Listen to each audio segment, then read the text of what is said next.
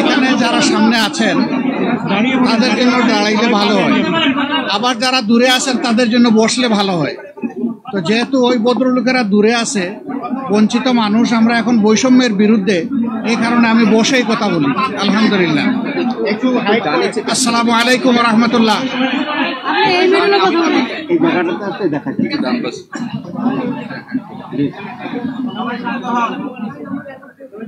আসসালামু আলাইকুম রহমতুল্লাহ। সাংবাদিক বন্ধুগণ, আপনারা নিশ্চয়ই অবহিত আছেন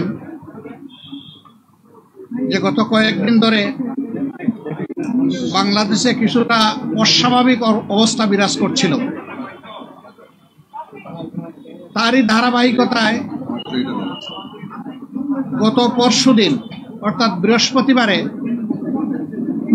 উপদেষ্টা পরিষদের একটা বৈঠক হয়। সেই বৈঠক থেকে প্রধান উপদেষ্টা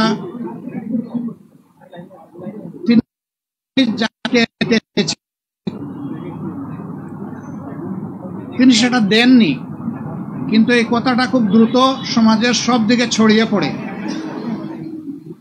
যার কারণে সমাজে একটা অনিশ্চয়তা, আশঙ্কা, আতঙ্ক দেখা দেয়। আমরা সেই দিনই বিষয়গুলোকে হিসাবে নিয়েছি, নোটিশে নিয়েছি। ঠিক একই সময়ে একজন রাজনৈতিক নেতা তার জনপ্রতিনিধিত্বের একটা দাবি নিয়ে তিনি একটা অবস্থান নিয়েছিলেন। আবার আরেকটা গুরুত্বপূর্ণ জায়গায় আরেকটা দাবিতে আরেক দল অবস্থান নিয়েছিলেন। এই সব কিছু প্রধান উপদেষ্টার জন্য কিছুটা কষ্টের, কিছুটা বিরক্তির ছিল, যার কারণে তিনি তার দায়িত্বের ব্যাপারেই পুনর্বিবেচনা করবেন এরকম একটা অভিব্যক্তি তিনি প্রকাশ করেছিলেন, কিন্তু কার্যত এটা অফিসিয়ালি সামনে আসে নাই। এ বিষয়ে আপনারাও আমাদের মতোই বিচলিত ছিলেন, আমরা এটা বিশ্বাস করি। কারণ দেশ আমাদের সবার, দেশ ভালো থাকলে আমরা সবাই ভালো থাকব। 24 জুলাই বিপ্লবের মধ্য দিয়ে দেশে একটা পরিবর্তন এসেছে, কিন্তু এই পরিবর্তনে এখন যারা নেতৃত্ব দিচ্ছেন সরকারে, তাদের পরিচয় হচ্ছে যে তারা কোনো পার্টিকে বিলং করবেন না।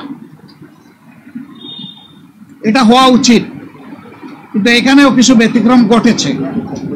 এটাও মাঝে মধ্যে সমাজকে উদ্বিগ্ন করেছে।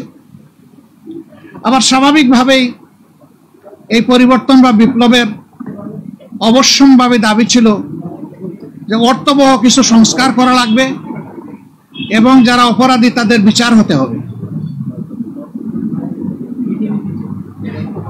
এই সংস্কার এবং বিচারের মধ্য দিয়েই একটা অর্থবহ নির্বাচন হবে, যেই নির্বাচনে সমতল মাঠ থাকবে।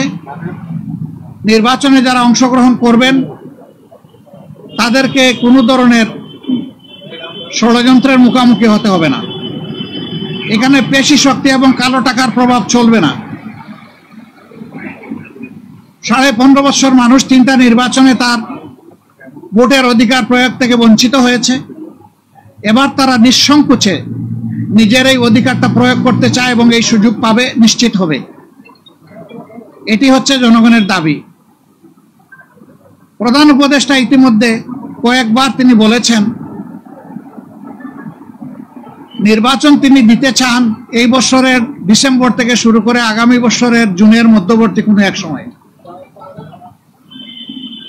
কিন্তু তিনি সুনির্দিষ্ট কোনো রোডম্যাপ দেননি, কোনো মাস সপ্তাহ তিনি ঘোষণা করেননি। এটাকে কেন্দ্র করে বিভিন্ন ধরনের দাবি এই নির্বাচনের রোডম্যাপের ব্যাপারে আছে। আমাদেরও কিছু রিকমেন্ডেশন ছিল,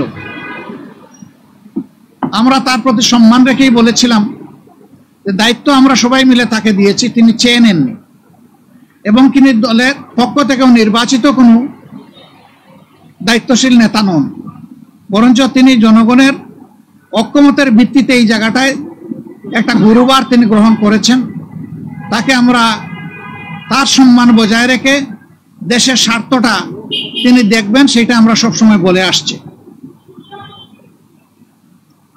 আমরা আজকে ওই ব্যাপারে কথা বলেছি। আমরা বলেছি দুইটা বিষয় স্পষ্ট করা দরকার। একটা, নির্বাচনটা কখন হবে, আপনি যে সময়সীমা দিয়েছেন এর ভিতরেই জনগণের কোনো ধরনের বড় ভোগান্তি না হয়ে একটা কমফোর্টেবল টাইমে এই নির্বাচনটা হওয়া উচিত আমরা মনে করি। আর 2 নম্বর, আমরা বলেছি এই নির্বাচনের আগে অবশ্যই সংস্কার এবং দৃশ্যমান বিচারের কিছু প্রক্রিয়া জনগণের সামনে আসতে হবে। সংস্কার শেষ না করে যদি কোনো নির্বাচন হয়, এই নির্বাচনে জনগণ তাদের প্রত্যাশা পূরণ করতে পারবে না। আবার সংস্কার করা সম্ভব না। মাত্র 5টা সুনির্দিষ্ট বিষয়ে তারা হাত দিয়েছেন। এতটুকু নিষ্পত্তি হওয়া উচিত সন্তোষজনকভাবে। এর পাশাপাশি এখানে জুলাই প্রক্লেমেশনের ব্যাপার স্যাপার আছে, এগুলা সংস্কারের সাথে জড়িত। তো অনেক দলের দাবি দেওয়ার মধ্যেও কিছু ভিন্নতা আছে, এটা থাকবে। দল যেহেতু আলাদা, মতেরও ভিন্নতা থাকবে, এটাই স্বাভাবিক। গণতন্ত্রের সৌন্দর্য হচ্ছে আমার মতটি আমি প্রকাশ করব, আরেকজনের মতের প্রতি আমি শ্রদ্ধা দেখাবো। আমি কারো মতকে তুচ্ছ জ্ঞান করব না, উপহাস করব না, এবং কাউকে অপমানিত করব না। কিন্তু আনফরচুনেটলি এই সীমা আমরা অনেকেই রক্ষা করে চলতে পারি না, আমাদের পারা উচিত। গণতন্ত্রের স্লোগান হচ্ছে let us agree to disagree. আসো আমরা এক হই যে আমাদের ভিন্ন মত প্রকাশ করার অবকাশ আছে, সুযোগ আছে। এই থিওরির উপর আমাদের সকলকে আসতে হবে। আমরা বিশ্বাস করি সমস্ত দলই দেশকে ভালোবাসে। ভালোবাসার জায়গা থেকে দায়িত্ববোধের পরিচয় দিয়ে আমরা সবাই যদি এগিয়ে আসি এবং আমরা যদি সংস্কার প্রক্রিয়াকে অর্থবহ সহযোগিতা করি, তাহলে একটা অর্থবহ সংস্কারের মধ্য দিয়ে একটা অর্থবহ নির্বাচন নিশ্চিত হতে পারে ইনশাআল্লাহ। আমরা সেই দিনটির অপেক্ষায় আছি।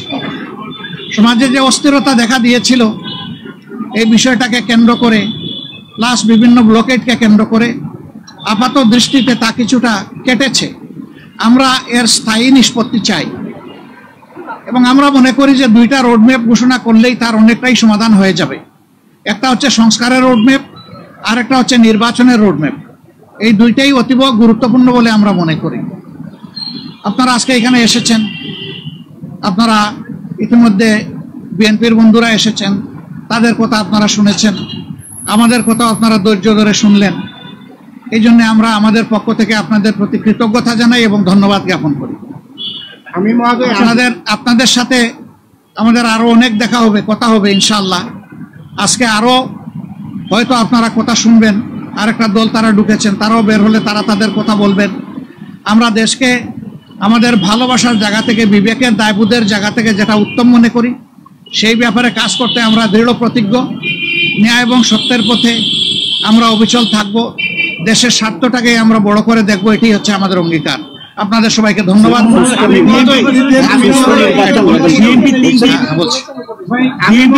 আপনারা যে আজকে আলাপ করলেন, এটার প্রেক্ষিতে আপনারা কোনো সময়সীমা বেঁধে দিয়েছেন কিনা এবং আপনারা এই সংস্কারের পরে নির্বাচন চাচ্ছেন কিনা?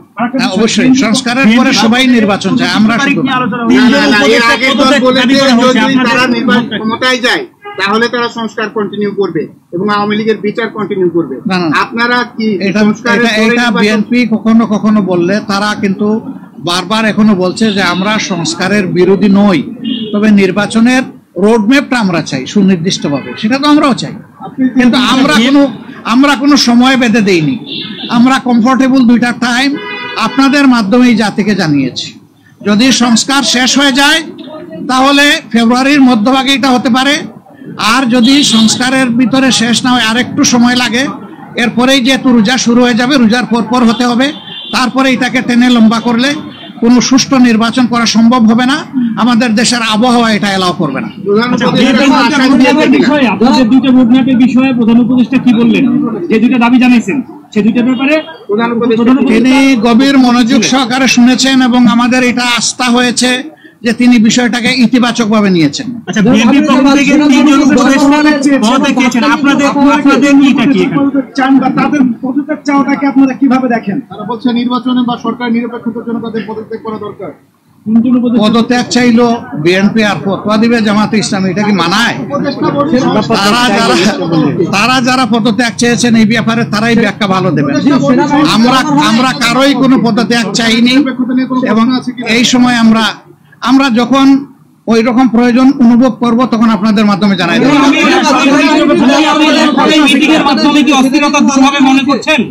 এই যে অস্থিরতার অবস্থা বিরাজ করছে, আপনারা আমরা আশাবাদী কতটুকু দূর হবে মনে করছেন? পুরাটাই দূর হবে ইনশাআল্লাহ।